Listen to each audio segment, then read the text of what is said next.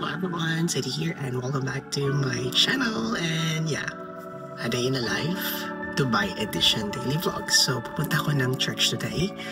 Magsisindi ng kandila for mama kasi death anniversary niya noong 13 and 14 naman kasi Valentine's Day at February is the birth month of Papa. So samahan niyo ako.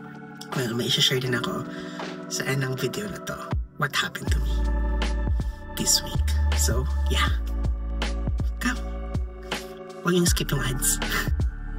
So, yun na nga. Very rare lang talaga akong mag-voice over. So, since andito na ako, okay, yan. Selfie muna tayo sa mirror. Zoom nga. Yun ang mukhang yan. Yun. Aywa. So, palabas na ako ng building. Yan yung Borjuman. Yan yung street namin. Welcome to Dubai. Ayun. At yan naman yung Carrefour. Yan yung Borjuman Mall. Yan yung lagi kong tambayan. Diyan ko lagi pinipicturean at pinamaili ko yung Dunkin Donut. Ganon. At ito naman yung metro. Pagbaba na ako niyan, papunta na ako ng Udmeta. Yan. Hindi na siya masyadong rush hour kasi pasado alas 5 na.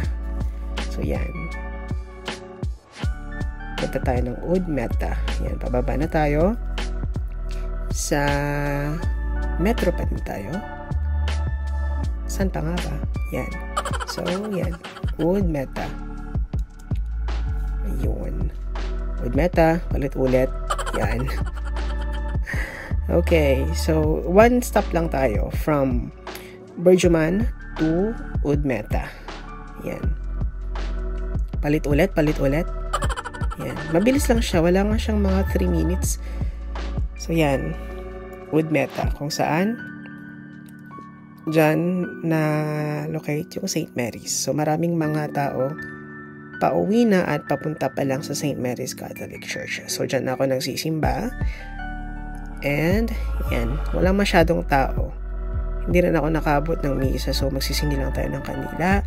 Yan, yung 4 na yan. Yung 1, 2, 3, 4 sa harapan. Banda. Yan. Yung sinindi ko kanila. Para sa akin, kay mama, kay papa, at saka sa mga na mayapa na. Yung isang kandila naman is para sa akin at sa lahat ng mga taong nabuhay. Friends ko man, relatives and all. Yan yung grotto ni Mama Mary. At ako naman yan. O, ako yan. Yan, pauwi na ako yan after magsindi ng kandila. So, pauwi na tayo at napapaisip ako kung gusto kong kumain or uminom na lang ng kape. Pero, kaliwali, acid reflux, well, inom tayo ng kape. Yan, naglalakad lang ako, muni-muni, gano'n. Kunwari sa K-drama yan. Yun, next naman. So, ayan. Tagal? Yun. Yan yung iconic na ano, na, basta yun na yun. Yan, Dunkin Donut. May celebration sa Dunkin ngayon. Dunkin baka naman. So, lagi kong in-order ang coffee with milk. Yan, yung pangalan ko. Coffee with milk at saka may pa-free na munchkins. Si Ante. Yan. Mukhang kwek-kwek lang yan, pero ano yan, munchkins yan. Kulay kwek-kwek lang. Yan. So, donut, kape, yun lang. Tsaka, nag-edit na din ako ng mga iba pang eco-content ko. So, yan, timpla muna tayo. Wala kasi silang Splenda dito, so brown sugar na lang ginamit ko, 4 yan. Normally, kapag Splenda ang ginagamit ko, mga 2 Splenda kasi masyadong matamis. Pero since wala silang Splenda, baka pag ina-explain. So, yan. Kwek-kwek. Kainan na. Yan. I-fast forward ko na lang sa part na to kasi masyadong mahaba. Wait lang.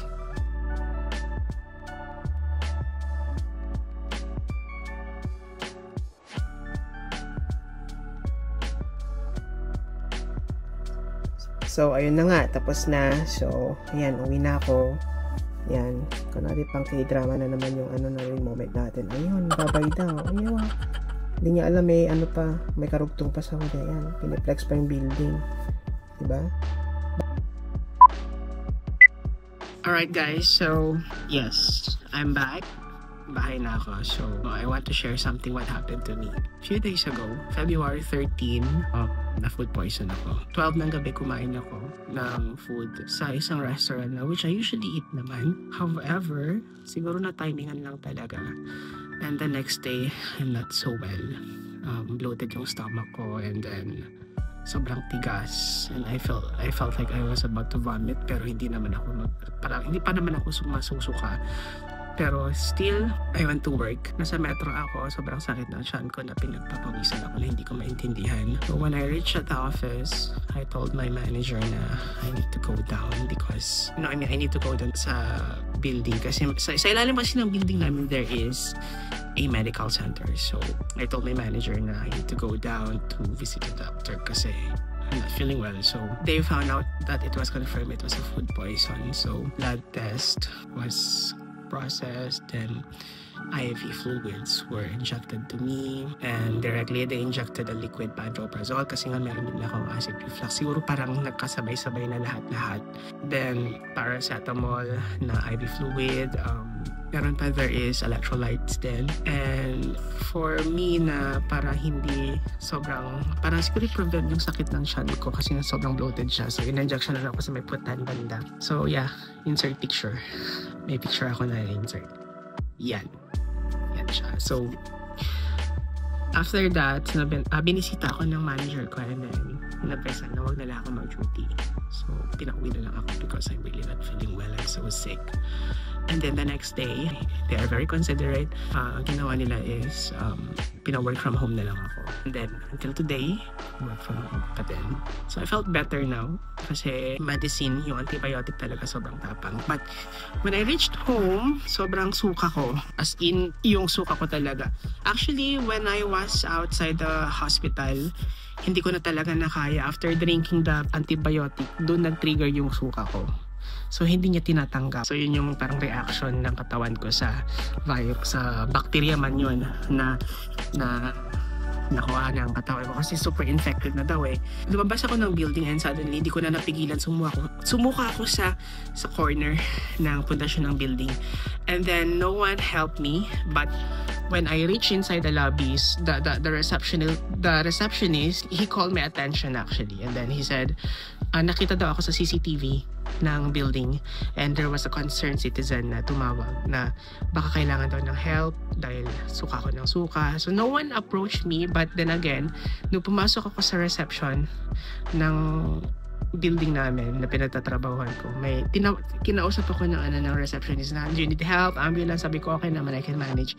Until pumunta ako sa office, and then yung manager ko naman sobrang bait, so tinawagan ako ng taxi, tapos hinatid pa ako ng kasama ko kasi mag-work from home din siya. So yun ang nangyari sa akin. And then by that time, pagdating ko ng bahay, sabi kasi ng doctor, I need to eat some fruits kasi nga to replenish what I've lost. So kumain ako. But then again, nakaramdam ako ng heavy na yung stomach ko talaga sobrang bigat. And then it took me some time to vomit, pero hindi siya yung sunod-sunod. Pero yung every time na iinom ako ng tubig, after like 5 to 10 minutes, susuka ako. This is my first time na ma-food poison. It is the worst thing that happened in my life na dito nag-work sa UAE as an OFW. Kasi wala talagang tutulong sa'yo. Hindi ikaw lang talaga. Kailangan mo talaga yung presence of mind talaga.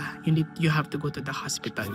So yun yung ginawa ko. So presence of mind lang. I said, Lord, everything will be alright. So pumunta ko ng hospital, and then that's what happened to me. So at least naka-recover na ako. So bawal muna ako sa matitigas na meat or something. So soft food muna ako, soft diet muna ako. So yeah, that's what happened this week to me. So that's what's been happening to me this week. So yeah. Once again, thank you so much for watching my vlog, and have a wonderful weekend. Weekdays. Bye-bye.